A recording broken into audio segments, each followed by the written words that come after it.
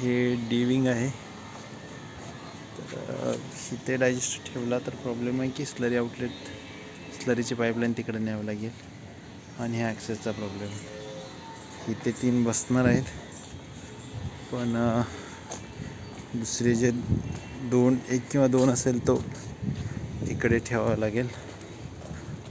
इकडून हे खूपच क्रिटिकली डायजेस्टर न्यावे लागतील आणि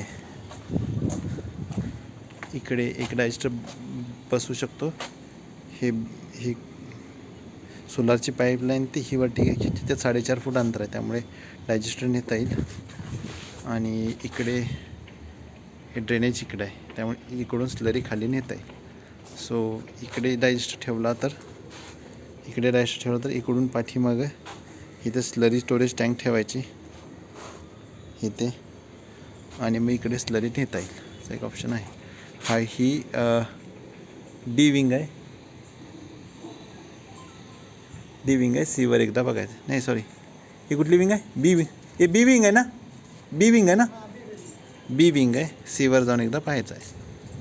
ही बी विंग आहे. सॉरी.